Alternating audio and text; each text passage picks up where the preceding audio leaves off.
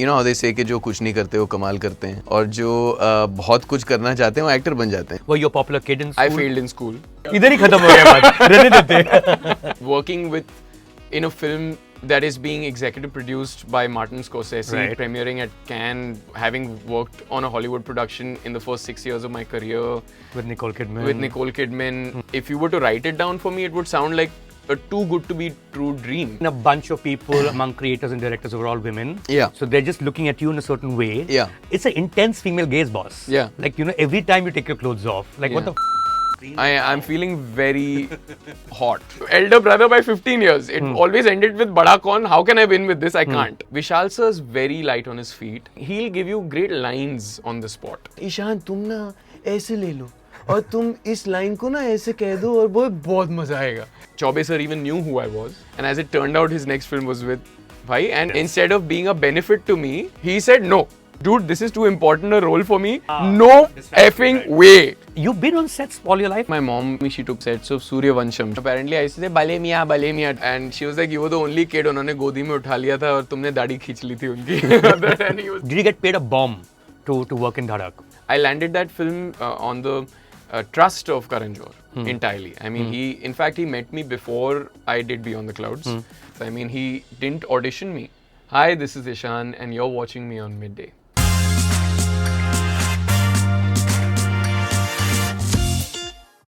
Hello and welcome to the Bombay Film Story. My name is Mayank Shekhar. This is a unique podcast where we look at Bombay and films through the lens of someone who's important to both. With me is the quintessential Bombay boy or Mumbai boy or Warsaw boy, now Bandra boy, but more than everything else, a suitable boy. Actor Ishaan Khatter. Thank you so much, Ishaan, for joining us. Thank you for having me. And thank you for twinning with me as well. Yeah, well, this was clearly planned. I spoke to you in the morning and you said, white में हमारा mug होगा, white में हमारे shirt होंगे. But we've been planning to do this for a while. I don't know if you remember, I first met you in the elevator. At the elevator, and then outside in your apartment building. Yes. And then of course it's not been happening over a while. And then of course I moved out of that place, by the way. Yeah. So I don't live there anymore. Oh, you don't? Okay. No. We'll get to where you live, etc., at some point. Not necessarily the address or the phone number. I'm gonna make it very clear that this has happened in a very, very short heads up. And so the room you're sitting in is very, very small. Yeah, and fitting. You're used to Rajasthan palaces and mansion in Nantucket Island. So sorry about that. You're only saying that because you haven't seen the latest film that I did. It's not out yet, Homebound. Yeah, I was used to less space than this in that. But you were used to like riches of another kind in both those shows, right? Yes. One is The Royals I'm talking about. The other is The Perfect Couple.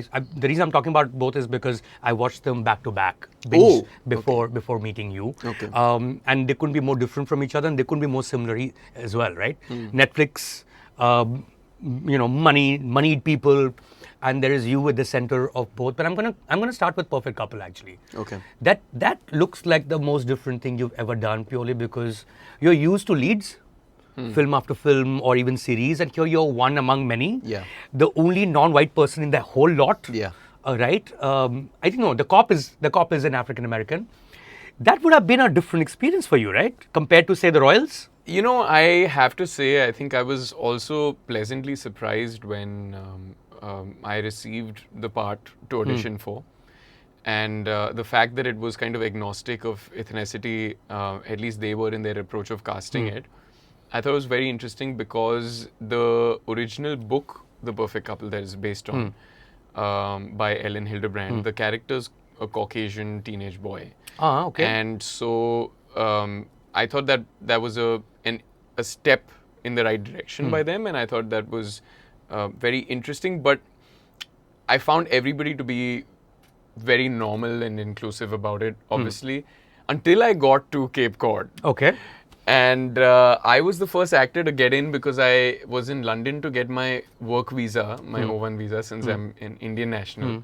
And they went through the pains to get me there, and so I got in a week before everybody else. And the first day that I got in, it was a ghost town, because it was early spring, in Cape Cod, not season time.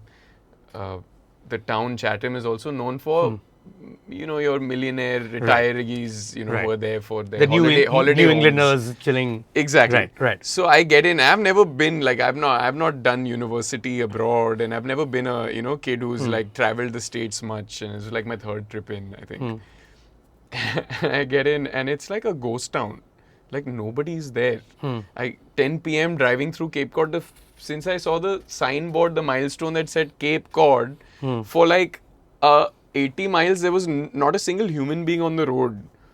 And I started to freak out a little bit, and then I get there and there was all but one person, other than the taxi driver, there was one person, a production assistant. From the entire cast and crew. Who allowed me into the hotel room. Right. There was not a single hotel staff. That's so crazy. I'm like, this is crazy. And like the silence is like overbearing, and you can hear that the tone sound, and you're like, this is a bit like, am I in a social experiment? So the next day we get out, she shows me around the production, production assistant, some more people outside, just a handful. We're used to, you get out of your house and you can't breathe, right? Like I've done Mumbai locals for a year straight, every day to get to my dance training, my intensive training from Andheri to Mahalakshmi. So anyone who's done that, you know what life is, right? You're like squeezed like that with people. So you get out, there's no people. And then every person that turns up, this production assistant Tess, she's like, oh, look, another white couple, haha. And I'm like, haha, that's funny, whatever, right? Except, like, by the second, third day, it starts to get creepy. Right. I'm just like, have you seen Get Out? Yeah. I start feeling like I'm in Get Out. Like, am I a guinea pig? What's going on here? Everyone's smiling too wide, looking at you too long. Like, it was a bit crazy. You were exotica there. I was exotic. Where there is nobody for to a hot begin with. minute, and Right. then the crew came in, and then things normalized. And then then it what? was, You became and then friends it was- with Nicole Kidman?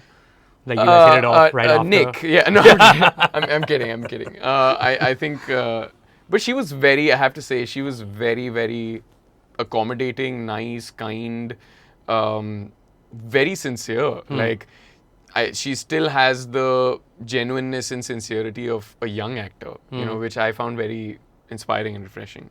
Right. But I mean, one were to compare it to, say, the Royal set, you would enter with a massive entourage of your own, and Yeah. and you'll be the dude. Yeah. Whereas you are one of the many in that show. Yeah. Did you feel out of place because it's a different world for you as well, and you're not with your close circles as what you're used to in Bombay and in other shoots to do with Hindi cinema in general? Were you like a fish out of water? I mean, happy to deny that last part because I think film sets are like home for me, and I've Right. always felt so. And I think it just feels like a natural environment for me. Having said that, not that I come in with a massive entourage. You don't. Okay.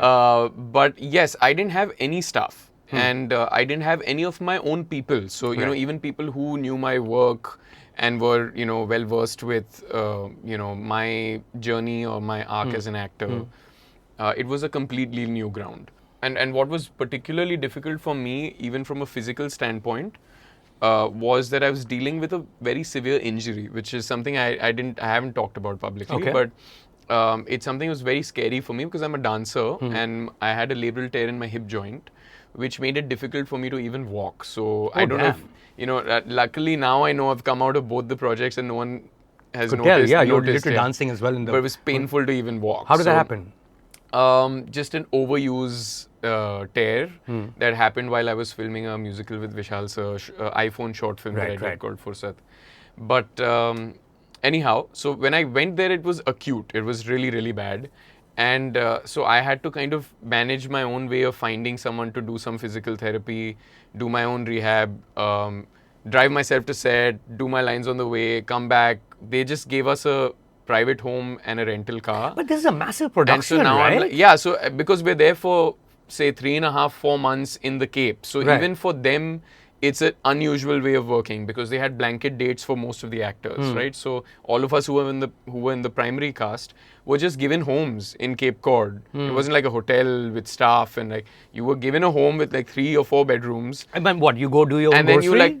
you do your grocery. Yeah, I was doing all the Wow. time. So I was getting my groceries, I was cooking my food, I was cleaning, I was doing the laundry, driving myself to set, doing the work, going That is back, nuts. doing the rehab, That is crazy. And also trying to like train and look physically good for, you know, the part that later turned out to be a, you know, bit of a thirst trap that I didn't, they didn't exactly They didn't tell you? pitch me like that. No. But when I saw it, I was like, oh, that's how it looks. Because that's the other thing that's common between the royals, as it were, and the perfect couple. I Yeah. mean, you're very overdressed, huh, today? I Like, am. given that you've been like taking your clothes off for the screen, like how? I'm feeling very hot. Yeah. I mean, I'm sure the women here would say you are hot, but the point is, I'm just amazed with how things work, and I mean in a very good way, when you are looking at the male gaze completely inverted, completely reversed. Yeah. And I'm seeing Perfect Couple, which is directed by Susan Beer, Yeah. like, you know, a female director, Yeah. Very well known. She also did the Night Manager. The Night Manager, The Undoing. Right. You know, she's done beautiful Danish films. One of them, which was shot in India with Mads Mikkelsen. It was nominated for an Academy Award, if I'm not wrong. Also, another piece of trivia: Priyanka Ghosh, who directed 6 of 8 episodes Right. in Royals, She did the Indian Indian Night version, Manager. yeah. So I went from Night Manager director to Night Manager director. And a bunch of people among creators and directors who are all women. Yeah. So they're just looking at you in a certain way. Yeah. And we used to, as men, you know, looking at women that way. Yeah. Is that something you noticed? Is that something you felt? Because it's an intense female gaze, boss. Yeah. Like, you know, every time you take your clothes off, like what Yeah. the I mean, luckily, luckily I was on the right side of it. Huh. You know, I think when we look at women and we, from a male gaze, I think when you're looking at a woman and admiring a woman and the beauty of a woman, you know, there is a certain objectification. Right. And sometimes It could be creepy sometimes. Sometimes it can Right. be tasteless and Right. creepy. Right. And I would say vice versa. But I think it's just refreshing for also a male lead in a show that you know, the part is there's a strong masculinity to this part, and at the same time there's a softness and a sensitivity that I was able to maybe lean into a little more because I was surrounded by women. And for me, it's a natural environment because I've grown up with a single mom. Right. And I've also started working at a time when, you know, there are far more women in positions of agency on a film set, in a creative role, in technical roles. Right. So I'm really glad, and I'm really glad in some way to also champion that, because I think more than 50% of the work that I've done has been led by women now at this point. So And they didn't put in the contract that you have to take your clothes off. With The Perfect Couple, clearly not, right? So I didn't read that contract in and out. No, so I mean, I have to say I did fight a little bit to, I was like, do I have to have it off in this scene? Right. And I was like, oh, shut up, stop taking yourself so seriously. And then I was like, okay, fine.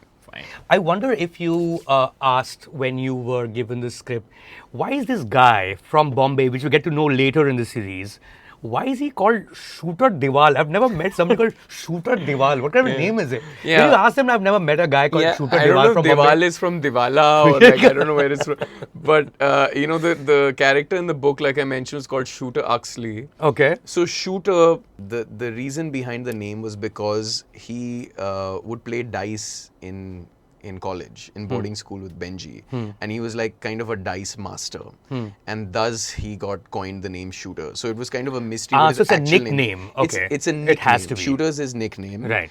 And I think they just cut that part of the scene off. So then people were just like, what the hell is Shooter? Shooter. And in my head, it was always, so the character's name Shooter because he's meant to be a bit of a mystery, and you know, in fact, his entire arc is like in a veil of mystery. And while I enjoyed playing into that as well, I mean, I was like, I need to know who Right. this guy is Right. and where he comes from and what, you know. So, and while you get little tidbits of that as you go along in the show, I needed to read into it. So, in my mind, his name was always Shiv. Okay. I thought his name was Shiv Diwal. I've never heard the Or it name. could have been like a very tough name, so they just called him Shooter, right? Satyendar or something. It's like, oh, let's just call him Shooter. Yeah, It's Shailinder, possible. maybe, Yeah, Shailinder or something. Yeah. He didn't strike me as a Shailinder. He was more of a Shiv for me, but I hear you. But you know, I have to say, Ishaan, and because I've just binge watched both the shows together, is the sense I got looking at you on the screen, and of course, right from the first shot of the Royals where you're in the freaking horse. That's a whole freaking first move. We've spoken about how you're shirtless. And the dancing, of course, is something we've always known. I mean, I got a sense that here's a guy who's really trained himself to be the quintessential hero over time. Because everything is there, like the six-pack is there, the horse riding is there, the dancing is full on. Then, of course, you worked on your diction, all those things. Is that something that you've kind of moved towards, geared towards, and now you can see it in its full glory when it's like a show where you need to play the quintessential hero, as with something like a Royals? Yeah, I think, I've always been drawn towards this profession for the reason of being able to diversify so much with, they always say कि, how they say कि जो कुछ नहीं करते वो कमाल करते हैं और जो बहुत कुछ करना चाहते हैं वो एक्टर बन जाते हैं because you want to be a piece of everything, right? So I think the most exciting period for me is prepping for a part because you get to really kind of just step into the shoes of somebody else and live it for a while, learn skills or just connect to a different way of thinking, being, feeling. It's the act of empathy, and it is cathartic, but at the same time, hopefully you give something to it and you take something back. So there is... But I mean also the drill behind it. I know. This is the part that was being like... Yeah, you're being intellectual about it. That's great. I'm not being intellectual about it. I'm actually being... I don't think this is intellectual. I think this is the fundamental reason. Right. Like, it's a visceral thing, and I do think it's a parallel journey as an actor and as a human being. I think there is a big give and take there. So, like, who I'm becoming as a person is important to me. Right. And it does directly affect, like the work that I do and the people that I'm around directly, kind of finds its way into who I'm becoming. So it's important to me. But having said that, on all the skills and things like that, for this role, I think it required a lot of physical work as well. The horse riding was something I really enjoyed. And did you learn from before, or you had to learn for the part? I learned from scratch for this. Oh, wow. I was never a horse rider before. In fact, when I started riding, like I mentioned, I had that injury. It was pretty bad. And sitting used to be painful, so I was very hesitant. And somehow, in some crazy way, all the jacket on, jacket off type of drilling that we did, there's something called the rising trot that you do when you start. You start with a walk, then you go to a trot, then you get into a canter, then you go into a gallop, and then eventually you start working on polo skills, which is it's like you're on a horse and you're riding a horse at the speed of lightning, but you're also playing hockey. So it's crazy. And we had to do all of that in 2.5 months from scratch, and you're not on a bike or something. It's an animal with its own brain and heart. So, luckily, the drilling and coming back to that thing helped me get over my injury. Somehow it started healing it because my muscles got stronger. The posterior chain started growing, to get technical. So, I enjoyed it. I mean, all of those things were really fun for me to do. Right. Like the horse riding is now something I do for passion. Right. It was adventurous. That horse in the beginning of the show tried to kill me. Effectively tried to definitely so there are polo horses which we shot the polo sequence on, which we learnt on in Mahalakshmi in the race course. Shout out Mitesh Mehta who taught me. Great coach. But there are also film horses. That all they know is different thing. It's a different... really? Like in Sholay Wole and like those are film horses, right?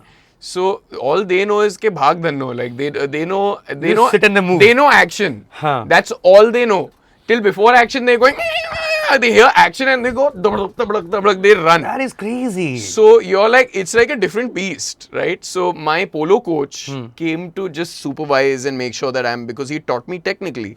And then he was with this horse that almost broke his nose.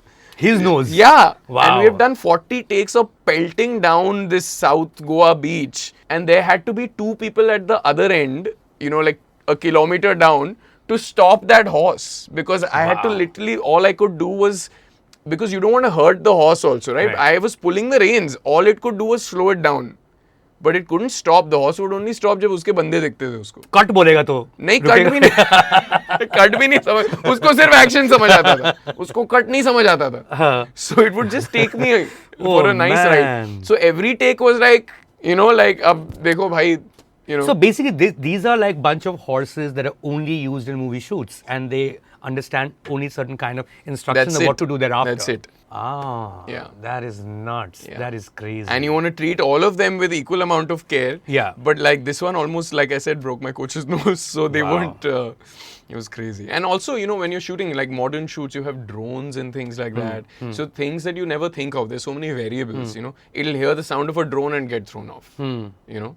So when you're working with animals, obviously you have to be very, very careful. Right. But it was an adventure. And luckily I'm here in one piece. So Perfect, perfect. You know, I also mention this because while that be true and while you are that quintessential hero and you work towards it, and this is from part to part and depending on what those parts are, you've also taken such amazing offbeat decisions that give your, you know, your filmography the range that very few people your age have, and you might be the only one in that sense, and a few others who are now sort of coming up because you've been around now you're 7 years in. 7 years in, right?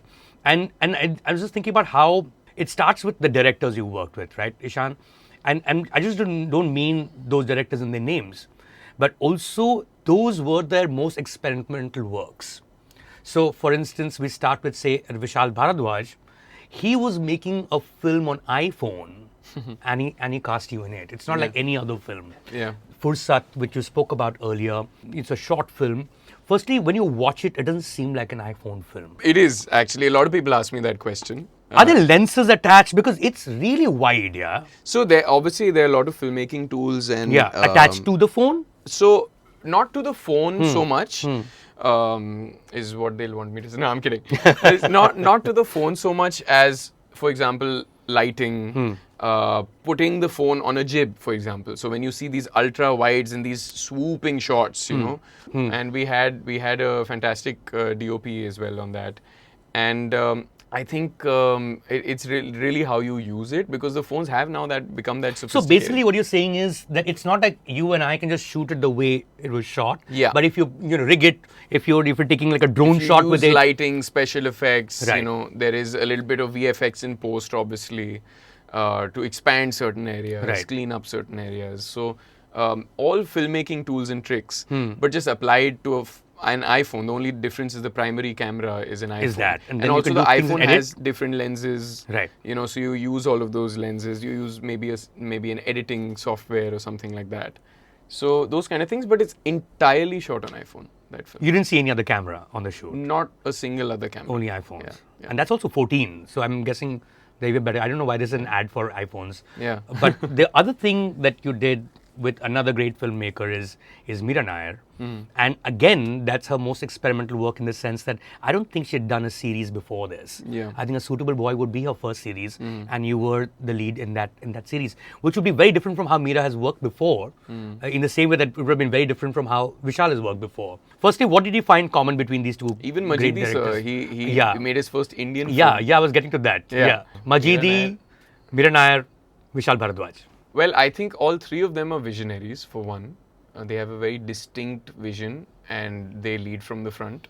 So I think something that even as an actor and the entire unit really looks to the director for is to have that leadership quality and not be wavering or confused about the direction that they want to go in. So that's definitely one thing I would say is common between the three of them.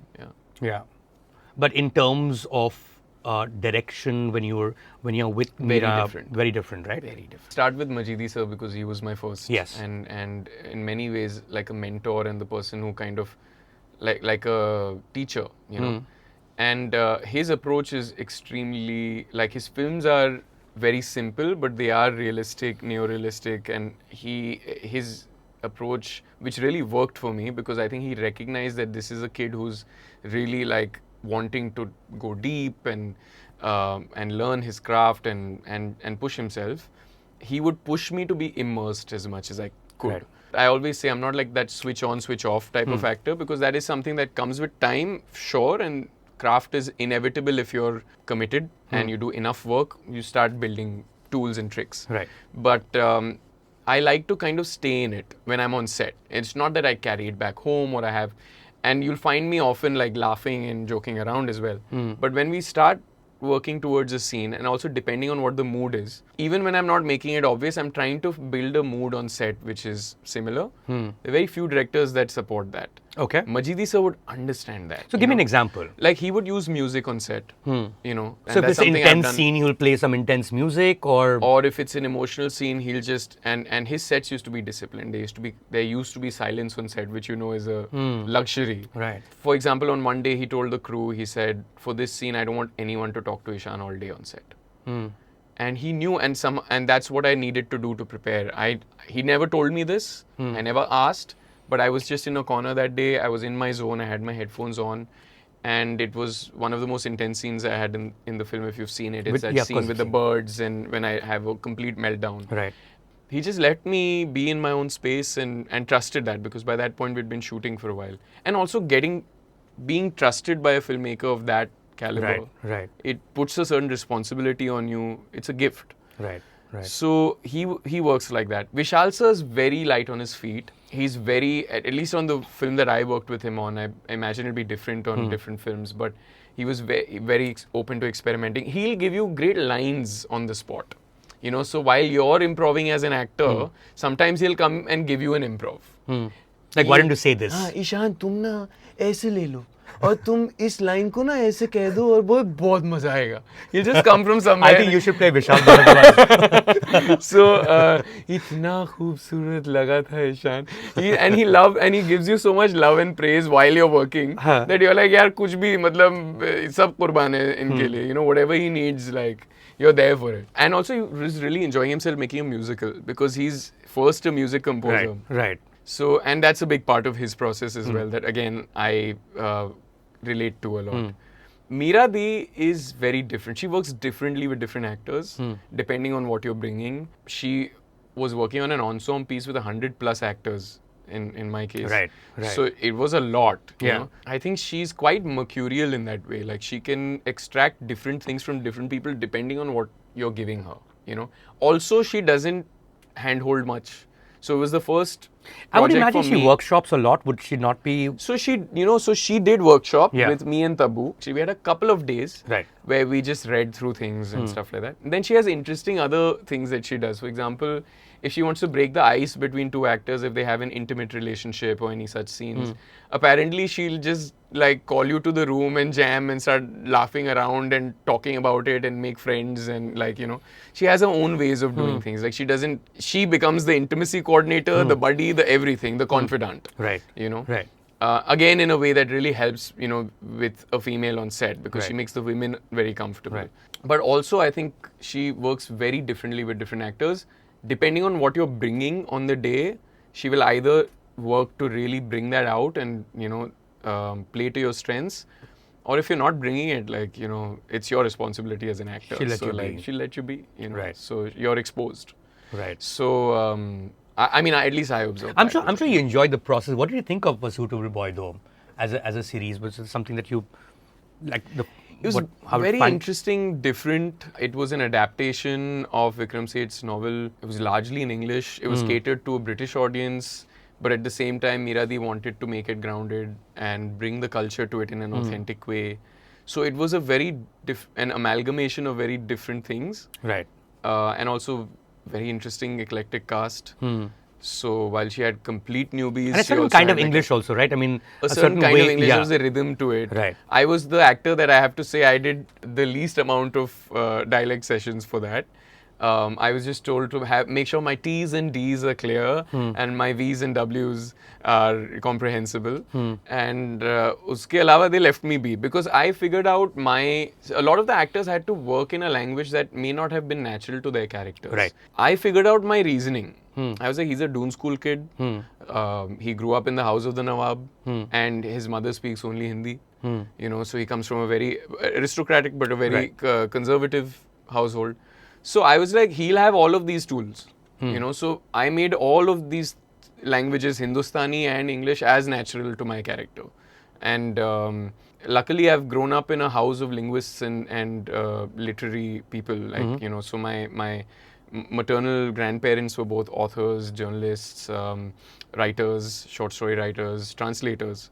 So I just leaned into that part of myself and I enjoyed it very much. But I had it clear. I was like, why does he speak the way he speaks? Right. I didn't want to question that on set. You Right. know, I did my homework. So you don't sound that coy as a lot of other characters perhaps do on that show, which is very different from dealing with Majidi, Who doesn't speak Hindi at all. or English. Or English. I met him when he was shooting in Versova. Yeah. This was like a scene, I think it was like a Dhobi Guard scene.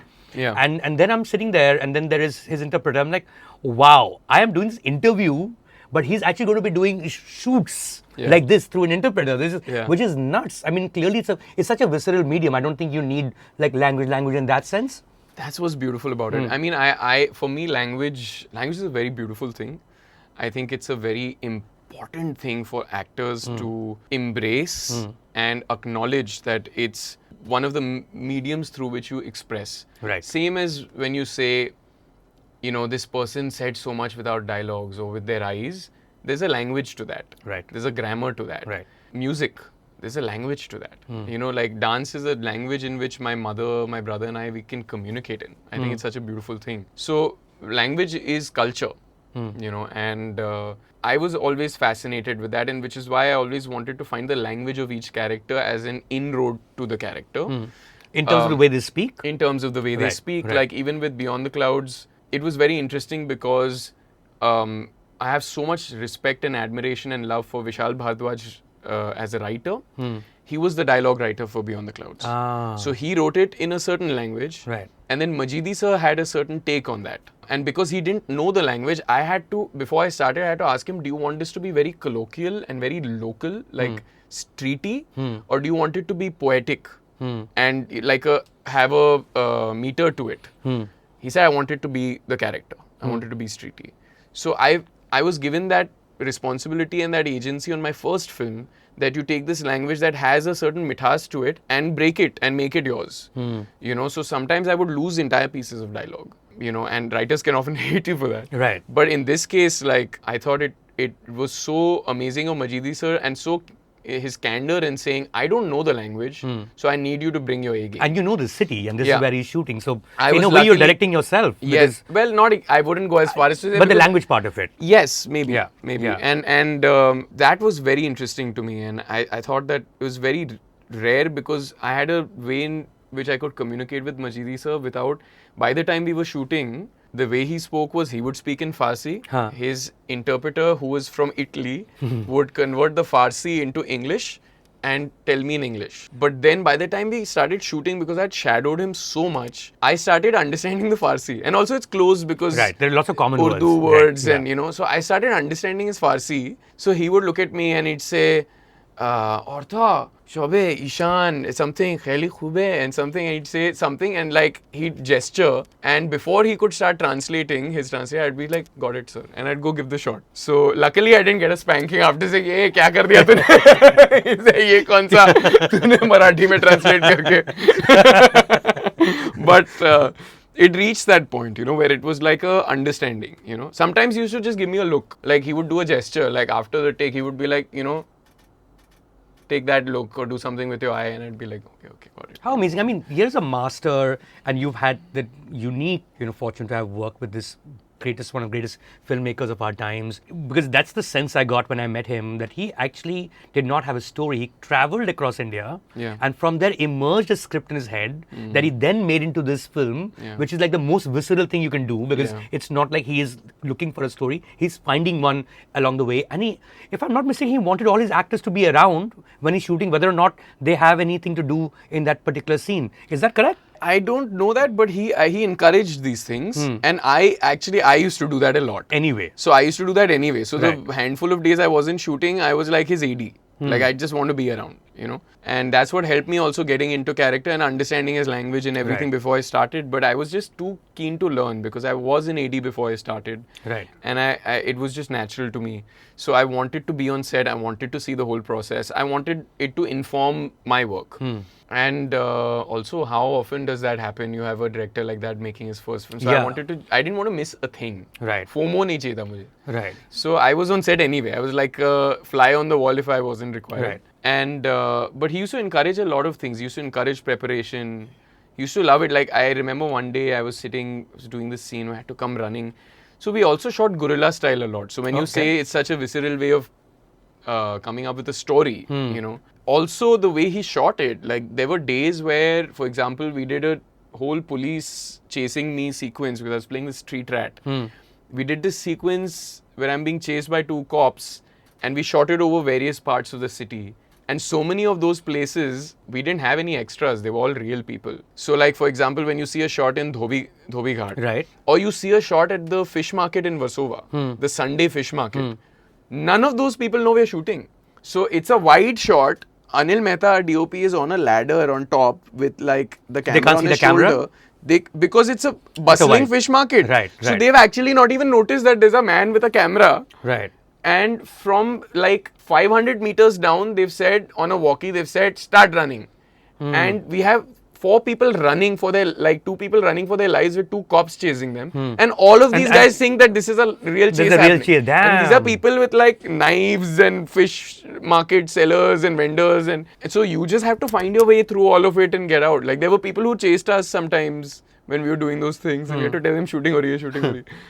So it was crazy, and you see that in the film, like it just feels alive. Right, right. Which is completely different from what you did thereafter, right? Dhadak, Dhadak. I mean, it's the most Bollywood production. Everything has to be set right. Everything, like the lighting is done way in advance. 2 months later. What was that like, yeah? I remember even on that, the first day I walked onto set in character as this boy Madhukar Bagla, wearing this Rajasthani shirt with all this embroidery and like slick back good boy hair and all that. And I've come, you know, practicing my Mewadi and all. I've come on set and the security guard was like, no locals around. So I was like, "Theek hai." I was very happy. I was like, "Mera to kaam ho gaya." But it was totally different, you know, and the language was different, the grammar was different, but also it was adapted from such a beautiful and such a loved film. Right. And a film that, dare I say, I think it deeply affected me personally as well, you know. So I was very happy to be part of something that was meaningful and also Mainstream. Mainstream, Right. you know, and it was again actually a unique opportunity for 2 young actors to, you know, get really meaty parts to perform, but also be part of a film that, you know, had a certain commentary, that had a worldview that was not just a glamour reel or something like that, you know. True that. So I think, again, it was kind of, you know, good luck and good kismat that I was able to do that right after and push myself in a very different space. And I found, you know, there were teething periods where I was like, you know, oh, this is so different, like from the way that I wanted to immerse myself. But Shashank also, our director on Dhadak, also completely encouraged that.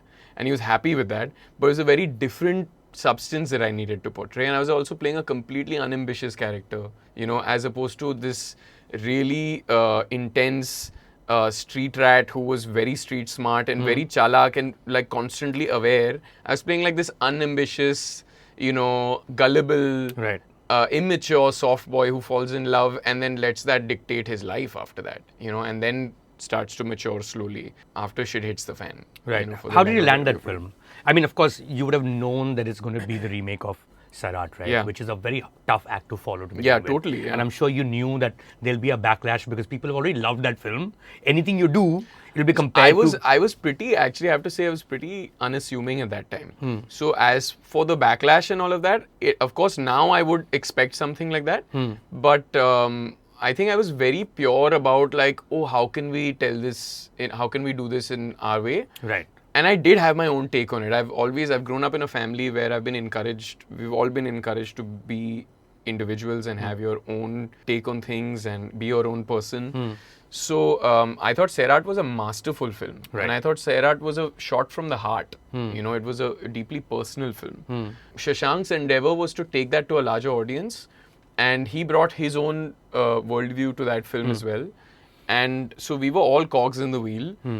But I think that as for your question, I think it definitely felt like a big responsibility because it felt like, okay, they're really investing in this in every which way, creatively, monetarily. I landed that film on the behest of, on the trust of Karan Johar entirely. I mean, in fact, he met me before I did Beyond the Clouds. He met me at a time I was very young. I was a film festival kid. I was learning through watching films. I had just AD'd on 2 films. So I was like this film geek.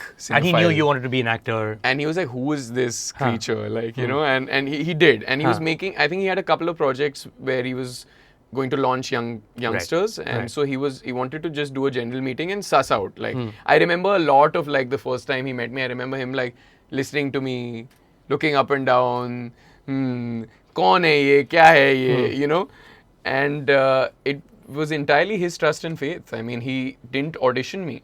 You know, he trusted that I would be sincere and work. And of course, he made the stakes very clear for me. Initially, when I met him for another film. What, Student of the Year? Well, no. Okay. I'm glad it wasn't Student of the Year. There was another film. And which became a movie or no? Which became a movie, not under his production house or his banner, and with a different director. Right. And then the conversation became Sairat, because Shashank was a director that I really liked his work, and I asked Karan, can I hang out with him since he's one of your directors? Is it okay if I just go and meet him? Because I liked Humpty Sharma Ki Dulhan. Right. And so I met him, actually I just bumped into him at a screening and I started picking his brain about things and just how his journey has been, etc. Right. So when he saw Sairat around that same time, I think he had just met me also. So he decided he wanted to make Sairat with a set of newcomers. And so that just worked out. But Beyond the Clouds happened during that time. And so then it would have been a choice, either or. And I called up Karan sir and I said, sir, I've met Majid sir, I auditioned for him. Auditioning process of Beyond the Clouds is very different. It was like shoot your own film and come. Oh, really? You know, he gave me the character. Then he said, these are 1-2 situations in the film. Now show me. Show me the character. So shoot it and send me? So it was like shoot it. And there were 2 casting agents. There was a casting director, Trehan sir. Right. Who was the second unit director and the casting director of Udta Punjab as well. Right. And now he's a wonderful filmmaker. Yeah. So he was casting Beyond the Clouds. And so he sent 2 assistants and we just shot. Like we made our own film. Like it was a project. We made like a short film. And he was supposed to see 6 minutes of footage and he saw like 50. And I was like, I'm Rogered. Because in those 50 minutes, I'm doing some random things also. I'm telling them, I'm giving direction. कि ऐसे shoot करते हैं और ये करते हैं वो करते हैं. They just captured whatever they can. Right. I was like, gaya. हाथ से. And then he saw it apparently and said, lock the boy. And I'm sure there were many contenders for this role, right? So apparently, like he's the same man who auditioned 2,000 kids for Children of Heaven. I don't know. I think he had met a lot of leading men in Hindi films. Right. There's so much news also at the time, right? I remember there was this picture of Deepika Padukone going to audition for... And it would have been great if she was there. And she did that. I know. And she went to Gobi Ghat and did a look test for him. Because that image leaked. So it was all over the press. Yeah. And that would have been amazing if it worked out. That would have been your first, leading lady would have been Deepika Padukone. That's pretty cool. Yeah. In my sister's role, but it doesn't matter. Yeah, I mean, kudos to her commitment also. I mean, it shows intent as an actor that even in that stage, being a bona fide star yourself, that you're still committed to going and showing a director that, I can do this and this, and I'm willing to immerse myself in this world. So for whatever reasons that didn't work out, must have been logistical reasons, dates or whatever, that didn't work out. But, and of course, Malvika came into that role.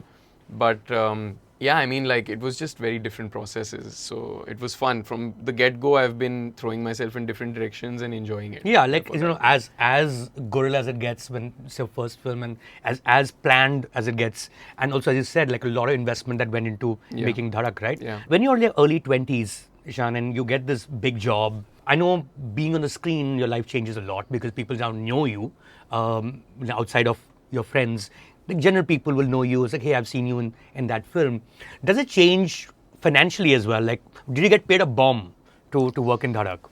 No, not a bomb. Okay. Definitely not a bomb. It was a first film. So for them, it was launching exposure newcomers. Newcomers, right? So having said that, they took care of their own. I started with I mean, I don't know if I'm allowed. Yeah, if I you should can. say. But It's I been started many with, years now. with a. For me at that time, it was a very big deal. But Okay. I started with about 10 lakhs with Beyond the Clouds. Right. So it started from, and that is a significant amount more than actors would get, say, 30 years ago. Also Right. with inflation and everything. Yeah. But for me, it was like as a 20-year-old, 21-year-old, I had started to earn, and then Yeah. I started to contribute in my own way in the family. Yeah. My brother was the main earning member at that point, and I mean, it felt great, and I think that's obviously something that plays a big hand in your self-confidence going forward. But somehow I had to train my mind to also adapt to the business side of things. Because I looked at it from such a purist. My brother always says it to me like a bad word, like "tu purist type guy." And not that he's not like that himself, but I looked at it from that point of view. So I was always creatively incentivized. So I was like, that was always a second thought, Right. to me. Right. And I think for an artist and a creative person, it should be. Right. And having said that, priorities change as you go forward. You become a family man, things happen, whatever, that's life, right? But when I was young, I was also very actually privileged and very lucky that I could, first of all, follow my passion and chase my passion, which how many people get to do that? Right. Then get paid for it, and then get paid well for and then it. get paid well for it, Yeah. in some cases handsomely when you strike gold. Yeah. And then also, like, get love for the work that you do. Where does that happen? So many jobs in the world just go unappreciated, and there is a direct exchange here with your audience. There is sometimes the things that I read, like after the release of Royals, the love that's been pouring in has been immense and All the love's in the overwhelming. DMs, no? It's, well, not all of it actually. Some of it is outside it, I have to say, like, which is lovely. And but it's, the things that you read, the things that people say, sometimes very personal, sometimes really sweet, the observations, how they felt. If you get a message saying I smiled after a month, you get a message saying I felt this way after years. It's rare, and I think you never go on set thinking, like cerebrally that I will do this and it will have this effect. Sure. But if you pour yourself in the work and you bear your heart out there and you are sincere to it, it can actually affect people in ways that you'll never see coming. You'll never imagine. So then money becomes secondary, right? Then it's like, it's so much bigger than that. Right. Right. And one of my favorite anecdotes from this series we do called Sit with Hitlist is actually with Imtiaz Ali. Yeah. And when he'd made Jab We Met, Yeah. So Shahid told him, your brother, that he just whispered to him, The "Dude, title. you have no idea how big this movie is going to become. Yeah. Don't sign your next film without telling me about it. I'll tell you how much to quote." Yeah. And he'd already signed the film. And then he jumped his price to, I think, 10 times what it was supposed to be, because Shahid told him to. And, of course, the producer got screwed. Because, so the producer, I think, being Dinesh Vijayan. And it's a lovely story that Imtiaz says in that particular conversation. I'm gonna get to the Bombay part of the story. Okay. Okay. And this is about you as someone who grew up in Bombay. I guess Andheri. You went to school in Juhu, you're currently in Bandra. Now, there's a larger perception, Ishaan, and you hear this from a lot of people, especially from producers down south. They say that there's a rut that Bollywood seems to get into, where their worldview is between Juhu, Bandra. And it's very hard to then understand a larger world outside of the films. Maybe that criticism is true for a lot of writers and filmmakers, because where will they get their stories from? Is that even true for actors? Because let's say, for instance, you actually get a lot more time to, sort of immerse yourself in a role. Like a Pippa would be so different from anything that you've experienced in life. Not that you need to join the army to play a captain in 45 Cavalry. Great film, by the way, very underrated, I thought. Thank you. So, what do you make of that criticism that, the Bollywood is really like stuck between these three neighborhoods, but it needs to look beyond? Yeah, I can see that. Yeah. I can see that there is, not to generalize, but 100% you can get myopic in your worldview. 100%. In fact, there's so many people who've spoken about this. I think one of the things that Ranbir has also said in his interviews was that the first advice that Amir Khan gave him was travel and travel your own country. You know the people that you're making films for and telling stories of and for. Actually, in my case, I was lucky early on that I think the first time I went overseas was when I was like 19. But until then, I was traveling in India, and I did a lot of solo trips also. Okay.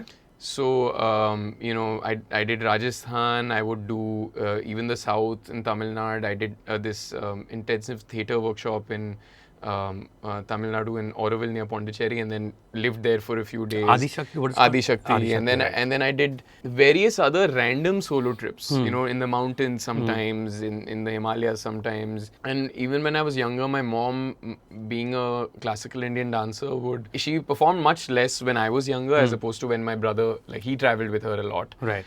But I got to see. From the cultural and arts world, I got to see the interiors of the country as well. Right. And that's helped your performances or a sense of who you play. 100%. I mean, like, what you bring to the table is everything that you are. So if you don't have experiences, you rely entirely on imagination. And imagination is your biggest tool as an actor.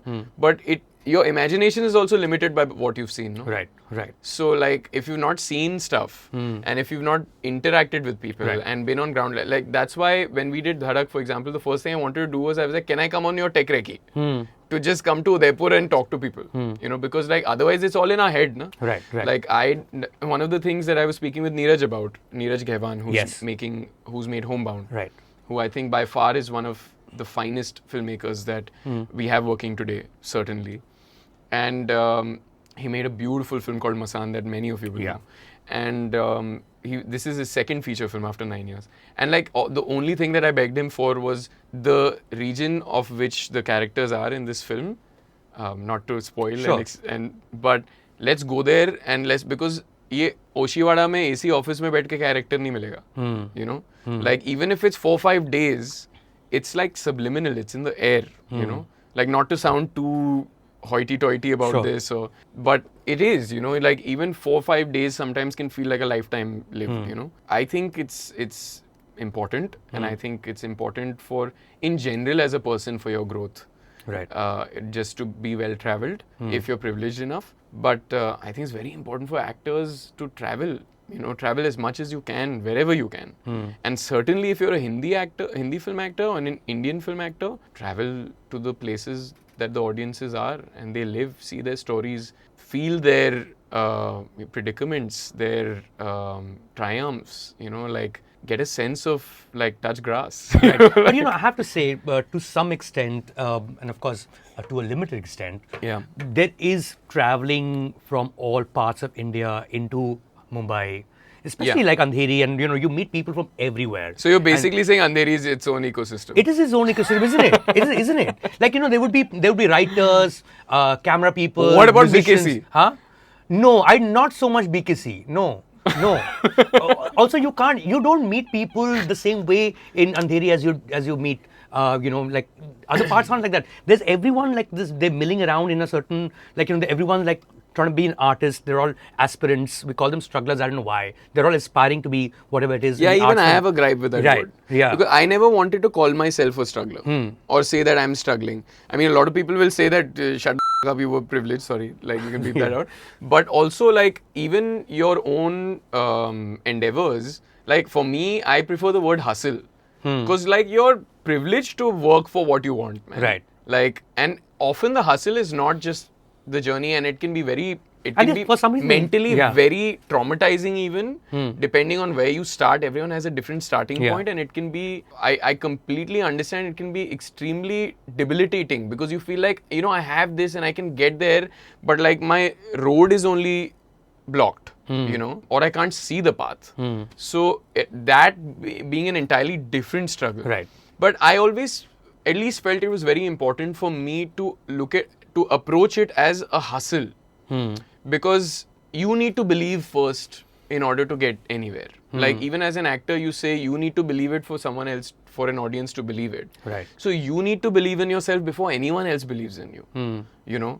And when that breaks, like you have to be a little deluded, I feel. Like I'll be completely transparent about this. Now when I look back at where I started, and I consciously don't speak about my journey and my childhood. If I were to put myself in that position and start thinking like that, it would look impossible. A lot of what I'm doing today, I mean, certainly working in a film that is being executive produced by Martin Scorsese, premiering at Cannes, you know, having worked on a Hollywood production in the first 6 years of my career. With Nicole Kidman. Majid Majidi being a leading man in the Hindi, ecosystem in Karan Johar. Like, all of this sounds like, if you were to write it down for me, it would sound like a too good to be true dream. You know? I didn't even know where to start. And I also was never taught to go asking for things. I wasn't taught that only. You know, so my training was कि पहले काबिल बनो, and then it should come to you. Make yourself capable. Make yourself like own it and deserve it. You know, and then it's good fortune, good luck, right place. So you're not saying Delulu is the Silulu. That's not what you're saying, because that's Delulu is, I think, a certain amount of delusion is necessary still. Is not, I think, delusion when it comes to, it's not delusion actually. It's certain amount of naivete is important as a young artist, as a young actor, as somebody who really wants to be something. Because if you get rational too early on, like, I think you will block your own path. You know, because it'll be like, no, yaar, there are too many obstacles, there are too many rukawarts, blockages. How will I get there? It doesn't make sense. It doesn't make sense. But you know, I mean, I know that yours is a success story. Yeah. But the fact is, which is true for life in general. Yeah. Majority aren't success stories. And it's just that, you know, all these books that are written, self-help books, are about how to become successful. The fact is, they should be written about how to deal with failure. Because failure is more likely the case, right? And it's a reality. It's more, the answer is more often a no than a yes for everyone. Yeah. Like, even in the case of successful people. Yeah. And, you know, you'll get to hear this a lot. I think I heard this somewhere. Somebody was asked, you know, what's your advice to aspirants and young, you know, people who are trying to find success. The advice was fail quicker and get over it quicker. Because you will fail, it's inevitable. Failure is a stepping stone to success. And I know I sound like a Hallmark card or something like that. Yeah. But like, it's true. When you look at failure not as something that is a deterrent, but as part of the process, because you have to learn from your mistakes. You know, you can theoretically learn from somebody else's mistakes, but you have to make your own for it to land, for you to feel it and internalize it. I think that it's a lot about mindset. It's a lot about mindset. In an industry as fickle as this, you have to have a strong mindset. Otherwise, like, you're doomed. You know, you're doomed. And if you don't have a strong mental, then like, it'll take you down, crumble you. The very thing that made you will eat you up.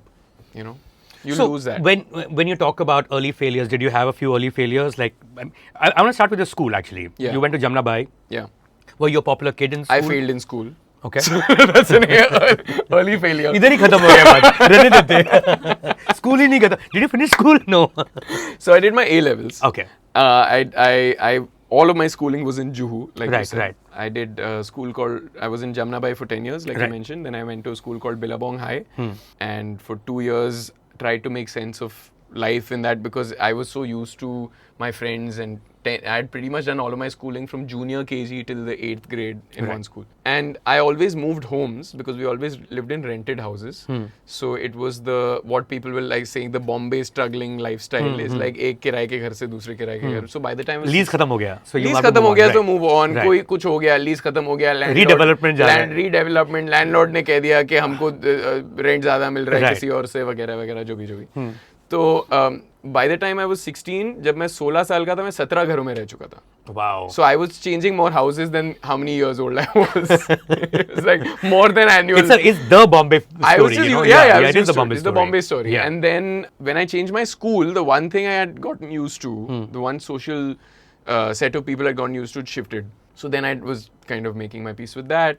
Then I went to a school called RIMS, did my A-levels. Then I started dancing because I told my mom, कि देखो, from 8th grade when I left Jamnabai, my academics started falling. And the only 2 subjects I was good at was English language and dramatics. Right. Yeah, I don't have a penchant for being obvious, but So I was like, can I study what I'm passionate about, you know? And she got that because she's an artist, luckily. She was like, don't fail in school, like work hard. Yeah. But I think she realized like I really wanted to learn. And you're already good at this. And yeah, so when I told her I want to be a dancer, and my brother had taken that path as well. So I said I want to, you know, do an intensive training course as a dancer, which was something called OYP with Shamak at that time. She said, go ahead, do it. And so I started, and when I was about 17, 18, I would every day take the Mumbai local from Andheri to Mahalakshmi, go under that bridge. Mahalakshmi bridge के नीचे उनका warehouse है, और उसमें हम That's the rehearsal hall? हाँ, Okay. उसमें हम rehearsals करते हैं, सीखते हैं. That's where you hear the sounds of the trains passing by, the cars going above, you're And doing the music. yoga also, and the music.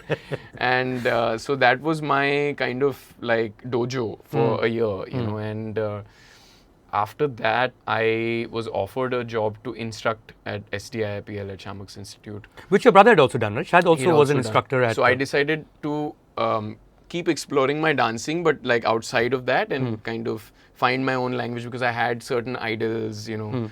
There were these French twins called Les Twins who came to India around that time. I was a big fan of them. I met them and, you know, danced a little bit. But then I also wanted to start learning behind the scenes on films. Okay. And I've always had a kind of a, I've always been drawn towards filmmaking in its entirety. So when I wanted to start ADing, it wasn't like it's a stepping stone for me to be an actor. It was, That's what they all say, huh, Ishaan? They all say that, and they all become actors.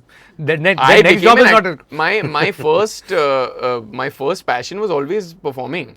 So acting and dancing were the... It was going to happen anyway. Gharwali. Yeah. You know, yeah. this is my primary passion. So Right. there's no running away from that. Yeah. That I knew I wanted to do anyway. Right. And I knew that this would add to my arsenal.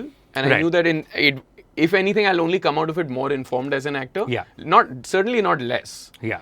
But my decision to do it was not because I wanted to, it'll give me an inroad into becoming an actor. It was never that. My intention was always, I really want to learn. And I think on a film set, what happens is, especially when you're like an intern AD, you assume your own role on set, you know. You're not given responsibilities you can't handle because you're a liability for them more than a, you know. In fact, Abhishek Chaubey, the director of Udta, Punjab, the film I AD'd on first, Right. which my brother was a part of. Yes. Chaubey sir even knew who I was. But when I saw Ded Ishq Kiya, I was like, this is a director who has a language that is so rich, you know. I feel like I'll really get to learn a lot with him, and I was really drawn to his work. And as it turned out, his next film was with Bhai, and that instead of being That's just coincidence. Instead of being a benefit to me, he said no.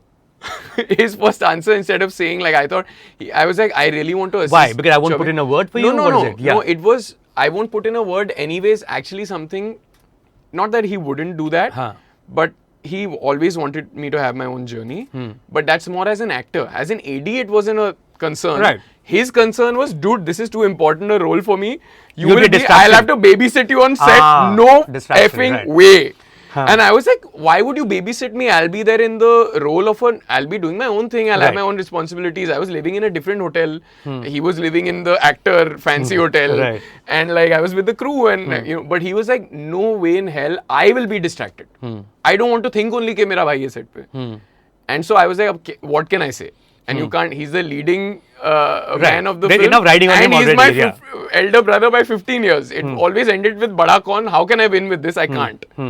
Then he realized after 1 month of me, like really like, you know, persisting and really wanting, can I at least go meet him? Can I meet him on my own? Can I, you know? Right. And he realized, you really want to do this, huh? So then he gave me that permission. I went and met Abhishek sir. He thought I'll be Shahid ka bhai hai, I'll be a liability on set or whatever. He thought the same. He obviously would have thought that. What else will you think? But in turn, like there's nothing that nothing to lose. Right. It'll be a helping hand on set. Yeah. And I started off with like, I was given the printer on day one, 4 a.m. in Taran, we're all freezing, we're going, you know, we're making this film. Usme bhi guerrilla shooting bahut ho rahi hai, wo find the base, make sure the sides are printed, get to the actors, this, that, the other. Then they realized, okay, this boy is quick on his feet, so I became the runner. Then second day onwards, they made me the main clap boy because I figured lensing out quickly. So I figured how to get in, get out, like not, you know, come in the way, be quiet, become a fly on the wall. So, okay, main clap boy. Now, continuity team is like, okay, he's good with continuity. So, they started giving me that. Costume you're team is taking like, notes so every shot, by the first week, I was doing 8 jobs. Wow. So, I was dying. I had lost 4 kilos. But I was loving it. I was like, मुझे सब करने को मिल रहा है, and I love it. Like, I genuinely love it. Right. And it was the best training ground. So what did you get separate credits for any of these things? I got 3 credits. 3 credits in the film. I got 3 credits in the the film. closing, I'm guessing. I'll tell you why. Because not only did I do these 7 jobs, but they made me assistant choreographer for the song. Okay. Then I was handling a crowd of 500 people who were wanting to go home. This was a film about the drug epidemic in Punjab, and we were in the middle of it. Okay. Yeah. So I mean, that's what inspired it, because we were shooting in the middle of, so it was a toughie. It was not an easy film to shoot, and they would just be like, sometimes they're shooting at night, crowd is leaving. So you're the assistant choreographer in Udta Punjab? They also put me in a shot, which I told him, sir, मुझे तो actually actor बनना है, आप मुझे don't do this to me, make me that random coked out boy, he was like, no, you will be party kid. And I thought he was joking, right? Like this day was coming up 7 days later or something. And I was like, ठीक है sir, yeah, sure. By that point, he started telling me, मुझे लगा तू liability होगा. You're an asset, you're making the film for us. You and these 2 boys, so it reached that point, and that meant the world to me. At that time, that validation meant everything to me. And I was like, aapke liye jaan hazir hai, sir. Right. But then on that day, he said, you have to act in this shot. And I was like, sir, nahi, mujhe actually actor banna hai. Aisa mat karo. So if we do a freeze, we can find you in one of the shots. Not even a freeze. You'll find me. Proper, and there's a party sequence in that film where Tommy Singh's birthday is happening. And there's this one kid who's supposed to be high on life or something and taking you through this home camcorder style video through the thing till it gets busted by cops. He made me that kid.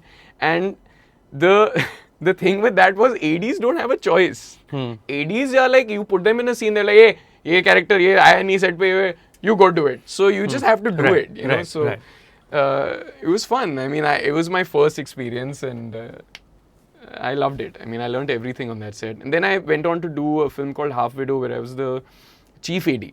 Okay. So I went from intern AD to chief AD, which is in itself should be a 7-8 year process if you're good. So, but that was because it was an independent film shot in Kashmir, UCLA based director who offered me a lead part in one of his films. Okay. And I said, I'm still learning. Can I AD instead? So he was like, who's this guy? I'm giving you the lead role. Tujhe AD karna hai. So I was like, and he said, theek hai, aaja, become the chief AD. But tell me something, when you refuse a lead role, is because you are training yourself to be fit for that lead role whenever you get it. Is that what it is? Or you're looking for that particular film? I mean, at least I felt I wasn't ready for it. When did you feel you were ready for something? It was the role of an 18-year-old. Right. But also I knew like this is a privilege even being offered a part. And in fact, he had cast my mother in that film. Okay. Which later came out. I won't take the name of the film. Yeah. The film that I AD'd on was not the film he had offered me. Right, that's Half Widow. That was another film he was doing. So I said, can I come help? So he made me, and then the help became, he was the producer himself on that film, the director and producer. So it basically became, we have 14 to 18 days to shoot this film. And it was crazy because it was a feature film. And you're suddenly the chief AD. Suddenly I'm the AD, so I have to make it happen for him. I have to land this shoot in 18 days and make the film, sure the film gets made. Right. So it was insane, and it was like, so my training has been so on the toes that like on a film set you'd be ready for anything, and we are known for jugaad. So the one thing that I keep getting asked after working on A Perfect Couple is like, how are we different culturally? Yeah. We are very jugaadu. We have a, do or die attitude. If something goes wrong on set, if there's a major mishap, if something is out of protocol, I would imagine you'll call it off, call the day off, the unions will get involved, things will happen in the West. Here, we'll find it a way to make it happen by hook or by crook. Right. It's just the attitude, and it's just who we are as a people. We're jugaadu, Right. So, I mean, speaking of Udta Punjab, and you also mentioned Hani Trehan earlier. It's amazing, right? Sometimes where you can be the right person at the right time. Because I'm guessing you would have met Hani Trehan on Udta Punjab, where he was the second unit director. Abhishek Chaubey and Hani Trehan, they run a company together. You know what the story behind that is? So when he was given the script of Beyond the Clouds, he read it and he said, I know this boy. The character that when he's reading it. When he's reading he's imagining. Like, I know this boy. He's a casting director. Yeah, right? yeah. Like, I know this boy. And he told me the next day he woke up saying, "Arey, wo londa," because he had seen me on the set of Udta Punjab trying to scale a 12-foot wall. Why were you scaling a 12-foot I was a parkour. I used to do a lot of things. Parkour. You were just like messing around, like having fun. I was a Right. teenager, but Yeah. also I was always into parkour and calisthenics and things like that, right? Like just learning skills. On this particular day, I came, and I will confess, I came down 5 minutes late, and the production car left without me. And this was 4 weeks into shoot. By this point, we'd done a lot of the tough stuff. This was a relatively easier day on set, I will say. And my first AD said, as a punishment, you came 5 minutes late. So I had to get in a tuk-tuk and get find my way there. And he said, you will stay on base today. Aaj tu set pe nahi aayega. And I was the main clap boy and all. So it was a punishment. You stayed back in the For hotel. me, it was not the hotel, the base where the vanity vans are and where the catering is. Right. Don't get on the set. So basically, you have to call actors from, ke Right. set pe jana hai and this and that, which was not my job. I was like the on-set. You'd already moved up. I was the up. ladder. I was on the on-set guy. No offense to anyone who's... Base is very important too. I love all of you that call me to set. But... थोड़े roles reverse हो गए अभी. But so then I was like, कुछ ज़्यादा करने को है नहीं. So I started climbing this wall, trying to climb this, and it was just out of my reach. It was 12 and a half feet. So I was doing a run-up, kicking and trying to catch it and get up. And it was just out, my hand was reaching here, if this was the wall. So I persisted for half an hour.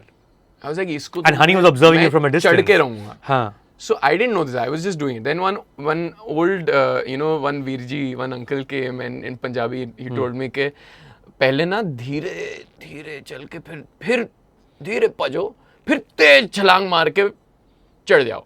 So he gave me technical advice. So I was like, ठीक है पाजी, I'll try this. I tried it, I got up. And finally, when I got up, these people started clapping. One of them was Honey sir. So apparently he was watching कि this guy is trying to climb this wall for 12. Right. For like 15 minutes, 20 You're trying to minutes. go beyond the cloud, basically. But I don't, so I think it was something, it's so random, na? It was something about the persistence that he saw. Right. And the fire. Yeah. And the fact that I didn't give up, It was out of my reach, but I didn't give up. And that's what he told me, reminded him, gave him an essence of this character. And similarly, when I met Susanna Bier for Perfect Couple, I was like, why me? Like, there's so many, they were like established stars that had gone up for this part, white people, the whole, gamut. And I was like, why me? Like, what was it? And she said, I just felt like you have a happy essence, like you could be happy. You're a person who can be happy. Some people don't have that ability. I was like, what? Like, I was never trying to play that. It was just it's an essence, So, I think the thing also for young actors to know is, and I've auditioned for a lot of things, especially in the West, like, it's not personal when you don't get something. Like sometimes it's just, they're just looking for an essence. They're not even looking for a vibe. It could be anything, right? Right. It's just interesting. It's just interesting how it is right place, right time. There is a lot of that. I mean, speaking of which, being a person who's sort of seen the movies from a close distance because of your brother to start with, your mum as well. Yeah. You've been on sets all your life. I'm guessing you'd love, Yeah. because you began to enjoy it later. I'm sure if you enjoyed it, you would do it when you were younger too. No, I was like always, and I think my mom had once done a children's show called Nair. Okay. She had me on it also. It was like a That's your debut? talk show. Okay. It's not my debut. It was a talk show where I think she would have conversations about parenting and motherhood. I still remember this, the name Nair. I don't remember what channel, maybe DD or something. And so I was just always like really fascinated by, that's one of the early sets I think I would have gone to. She told me, I don't even remember this, she told me she took me even before that to the sets of Sooryavansham. She was doing this film. Which one is this? Amit Ji was in it. The one that plays in Setmax every day. Yeah, with two Amit Jis. Your part Amit Ji is the father and the son. Right. Yeah, so that one, Sooryavansham. So she had taken me on that set, and apparently I used to say Bale Miya to him because I'd seen Bade Miya Chote Miya. So, and she was like, you were the only kid उन्होंने गोदी में उठा लिया था और तुमने दाढ़ी खींच ली थी उनकी. And he was like, it's Must be okay, नकली दाढ़ी, pardonable, right? Because he was a kid or whatever. Maybe. Yeah, it would be a नकली दाढ़ी, yeah. Yeah, so, these are stories that I've heard that, I was always, in fact, she told me the first time she took me to a film, to the cinema, where it all starts, right? कीड़ा वहाँ से ही लगता है. Right. The first time she took me to the cinema, I was like 1 year old or something, Okay. or maybe even less. So it was her, my brother, and myself, apparently. And the story she told me is they were very hesitant taking me in because bacche rone lagte hain and Yeah. they become really. Yeah, like, I hate it you know in this. the cinema Everyone when they wants bring to. a child. They're like, I mean, "Bachcha come bahar on. leke Yeah, jao." yeah. You know, so everyone can relate to that. Yeah. Unless it's your kid, sorry. Even if it's your kid, Even watch if the it's your movie at kid. home. But so they took me into this theater thinking, I might throw a fit or Yeah. something. And the film started, and apparently I went like, I'm just imitating my mother. Apparently I went like, and like I froze. And I watched the whole film till the interval without making a chew. And my brother was like, what's wrong with it? Like, they'd never seen me so still. And I was a kid, so they Right. were like, You're clearly one, like, crazy. I'm one. So they've taken me outside, and I started crying to go back inside, pining to go back inside. And then they took me, and then again the film started, and I went, and I started watching for the rest of the film. So two things can happen when you're in a theater and you're 1 year old. And if you do that, either you become an actor like Ishaan, or you become a screen addict like all of us. We just like we look at the screen and we just stop. But that's amazing. That's an incredible. What movie was it, by the way? I don't know. I was 1 year old. But you never asked what movie it was? Ask my mom when you Yeah, do the did interview, you- or my brother when you Huh. do the interview with him. Huh. If he even remembers. We spoke about it also when we bumped into each other in an elevator. Yeah. As when you just watched the Sit with Hitless had done with Yes, Shahid. yeah. And and this is where I'd like to end this conversation because for a couple of reasons. One is we can spend the whole day Yeah. being here. Yeah. I first met Shahid in 2003, exactly 3 days after the release of his first film. Okay. And he'd come over to our office, in Lower Parel, and come with a publicist because back then a movie released on a Friday, and then it carried on for some time. In that time, you were introducing this star, the new star, to people who write about the movies and stuff like that. And I remember coming to the reception. Shahid was sitting there. Then we met, and then Shahid left, and then the people around the reception said, "Oh, is the guy," because that's how it Yeah. used to be, Yeah. right? And then he became what he became Yeah. over time, and of course that movie itself became a hit over time, Yeah. not on that Friday. Yeah. It's so different from when you started, Ishaan, where you start with a Majidi film, where box office doesn't matter. I think legacy matters there, and whether it'll be remembered. You do a Dhadkan where box office matters. You can do a Netflix series where the fact that you're doing a US debut, that matters. It's a very different kind of world that you've debuted in from Shahid. Would you agree? And how is it different in that sense when you look I mean, back? it's just different by virtue of it being, 15 years down the line. Like, the world is different. Cinema is only 100 years old. Yeah. It's like nascent, as an art form when you compare it to other things. Everything else has been there since hordes of generations. Right. Cinema is maybe 4 generations, 5 generations old. So it's still evolving, and the medium is still evolving. And I think we need to remind ourselves that again, because we've seen so much of it that we feel like we've seen everything. But I don't think so. I think it's the tip of the iceberg. And I think there are visionaries out there every once in a while who show you by example that like this is the way you can reimagine the medium. Like when you watch a film, a Christopher Nolan film shot entirely on IMAX. Yeah. The very first film that is shot in black and white IMAX format is Oppenheimer. It just came out, Right. a couple years ago.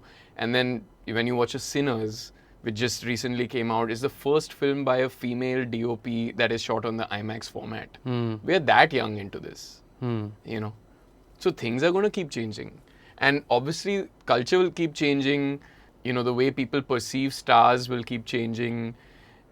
Some of the work that I've done that has been most viewed is now on digital streamers, But the first love is cinema, and it'll always be cinema. You mean the big screen? The big screen, you know why? Because when you go inside there and the lights go out and you're sitting with people, it's a community experience. It can be an out-of-body experience when it's that good. It's just, there's nothing like it, and it's like it's an exchange of energy. Like what I felt as an audience when I was a kid and I was a youngster, I felt like I had lived lives with the characters I was watching. Through them, I had experienced something that I maybe will never experience in my life. And sometimes through that, I used to be able to heal things that I was going through. So that exchange is just, I think there's a sanctity to that. And I try to remind myself that when I work, because now I am in the position where I am sharing stories, and I hope I can give that experience to people in any which way, and not to take it too seriously, and not to like, everything doesn't need to be profound. Right. But I do try and find meaning in the work that I do, and I want all of it to be entertaining, because you'll only come to watch it. So. But what I meant also was, given, say, when Shahid started out in 2003, there was satellite television. That was a TV you could watch, and the theatrical big release. And it was still the early days, even multiplex in that sense. I think that happened about 2006-07, far more. Now it's just multiple screens, and you're saying the primacy is still like you have your own screen when you're sitting in the big That's screen. a second screen, and then there's a screen in front of you. Does it matter to you, or actually it does seem like it matters to you that you should be the big screen star regardless? Yeah, it does matter to me, because that's the dream and that's what I'm in it for. But having said that, I think some stories, for example, everything that I've done so far on streamers is long format. It's a different format. Except maybe Pippa, because I guess that was... Pippa was intended to be a theatrical release. Yeah. I personally think it was a better watch on the big screen. Yeah, 100%. Because it kind of was shot for that. There was a certain storytelling, the grammar of the film, the lens, the takings, everything. Yeah. It was meant for that. The whole tank that on whole a big screen makes you feel something which you don't feel if you see it on an iPhone. Yeah. But having said that, a good story should hold wherever. My endeavor, like when I sign on to something, is look at the story and the format in perspective. Like, there are some stories that need to be told over episodes and a longer length of time.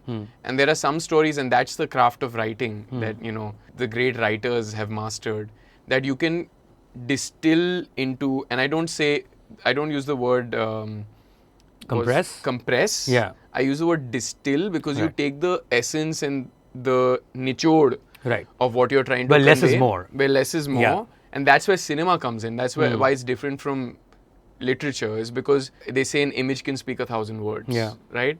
So you can distill so much, a life lived, in 2.5 hours. And that's the craft. And that's the beauty of it. So some stories are just made for the big screen. And that becomes a part of the storytelling. What you experience is part of the storytelling. Like when you see, like, say, I'm just, for the lack of a better example, I read something about it this morning, but you're thinking of like the Odysseus that is going to be Christopher Nolan's next film. It's an epic. The format is going to be part of the storytelling. You need to feel the magnanimity of it. You need to feel the meganess of it. Yeah. In order to really understand the stakes. It's as simple as that, So that is the ultimate experience, But I have to say, Ishaan, if an image is 1,000 words, I think we've spoken a good 1 lakh words already. Yeah. But so basically, shut no, not shut the It's enough, kid. I think it's some things need to be episodic, and so this is that one episode, because I have to say it's the Bombay Film Story, and your story is actually ongoing, and you're right in the middle of an amazing Bombay Film Story. You've been a pleasure, Ishaan. Thank you so much. Thank you. Likewise. Thank you so much. It's such a fun conversation. Yay. Thank you. Subscribe to Midday India. Get direct notifications on all our videos by clicking on the bell